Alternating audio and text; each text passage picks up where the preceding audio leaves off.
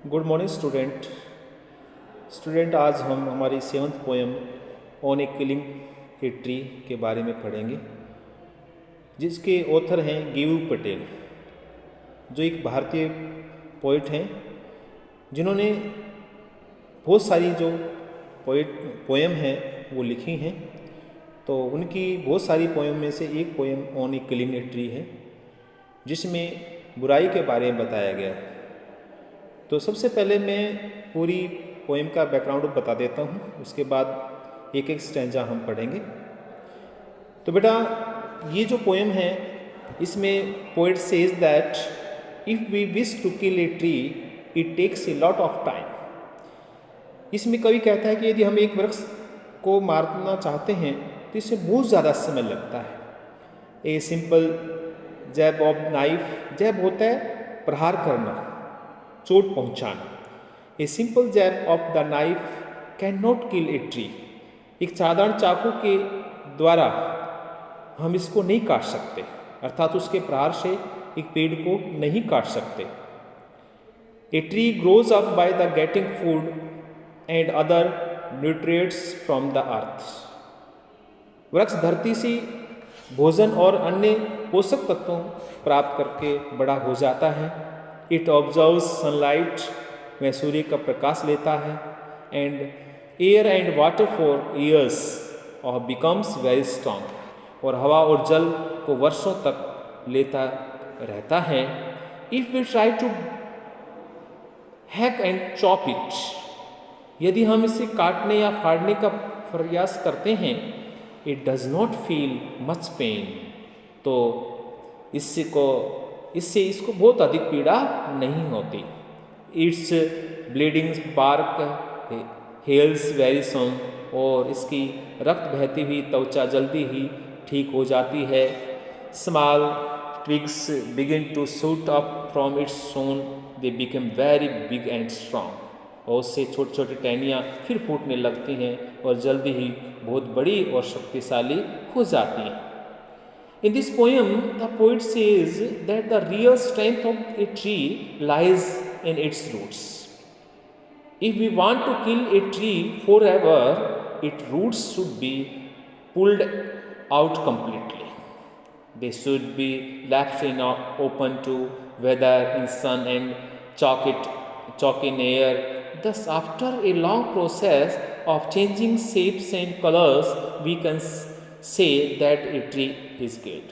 कहने का मीन क्या होता है कि पोइट कहता है कि वृक्ष को असली ताकत उसकी जड़ों से प्राप्त होती है।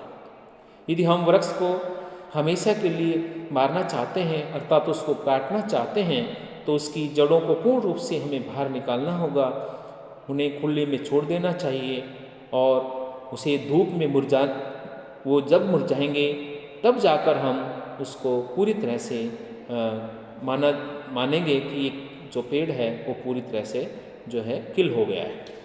इस प्रकार से आकार और रंग बदलने की एक लंबी प्रक्रिया के बाद हम कह सकते हैं कि ये वृक्ष मर चुका है।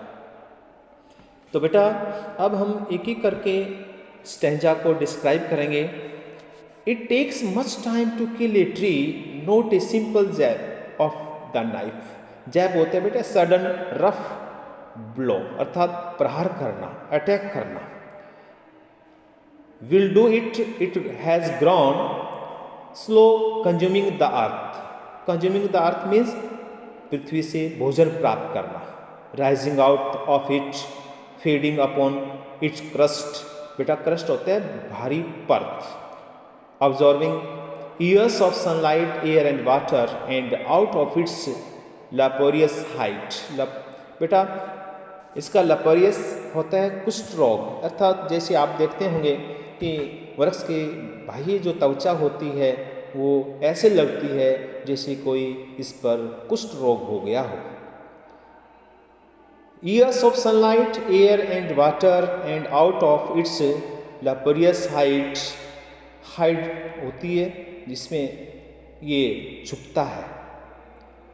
स्प्राउट मीन उगना, ये आपका जो स्प्राउट, इसमें आपको बताया कि स्प्राउट जो है इसका होता है फूटना, ये अर्थात उगना। तो एक एक मीनिंग हमने आपको बताया कि जैब जो होती है, जब वो होता है चुभन करना अर्थात उसको प्रहार करना। कंज्यूमिंग आपको पता है, कंज्यूमिंग ऑब्जर्विंग कहते हैं इसको। और क्रस्ट होती है धरती की भारी परत। तो इसमें बताया गया है कि पेड़ को मारने में बहुत समय लग जाता है। चाकू के एक चुभन से अर्थात एक प्रहार से पेड़ को नहीं मारा जा सकता। यह धरती से पोषण प्राप्त करते हुए और इसकी ऊपरी सतह से उगते हुए वर्षों तक धूप, हवा और पानी को ऑब्जर्व करता रहता है। इसकी छाल में से पत्ते निकलते हैं। इसकी छाल में से क्या निकलते हैं? पत्ते निकलते हैं और ऐसे प्रतीत होते हैं जैसे कि इस पर कुष्ठ रोग के अनेक जो रंगों के धब्बे पड़ गए हों। अर्थात पेड़ को बारे में बताया कि कैसे इस पेड़ जो है मारने के बाद उसको पूरी तरह से फिर वो है उसी पोजीशन में आ जाता है। तो यहाँ ऑन ए किलिंग ट्री एक बुराई के बारे में बताया कि जैसे एक बुराई है, जब तक हम उसको जड़ से उखाड़ कर नहीं फेंकते हैं तो वो बुराई है दोबारा फिर उसी प्रवाह से वापस लौट कर आ जाती है। अब नेक्स्ट जो हमारा स्टैंजा है, so hack and chop but this alone won't do it, not so much pain will do it.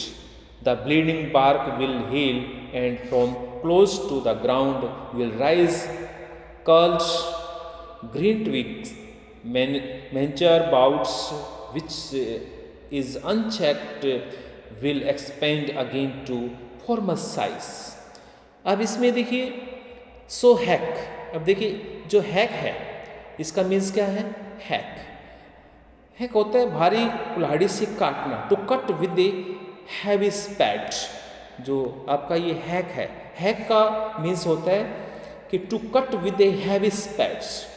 इसमें चॉप का तो पता, चॉप होता है काटना, फाड़ना, और यहाँ हील है, हील का मीन्स होता है रिकवर करना, स्वस्थ हो जाना। कर्ल्ड है, इसका मीन्स है मुड़ा हुआ, और ट्विग्स का आपको पता है इसकी ब्रांचेस होती हैं, ट्विग्स का मीन्स होते हैं शाखाएं, और मैच्योर होता है स्मॉल, छोटी।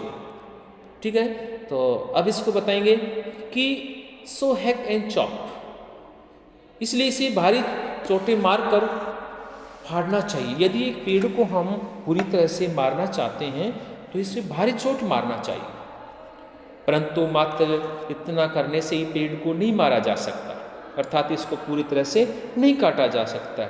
इससे उससे अधिक पीड़ा भी नहीं होगी, उसकी घायल छाल जल्दी से क्या हो जाएगी? रिकवर हो जाएगी, फिर ठीक हो जाएगी, अगर हम उसको पूरी तरह से जड़ से नहीं उखाड़ते हैं।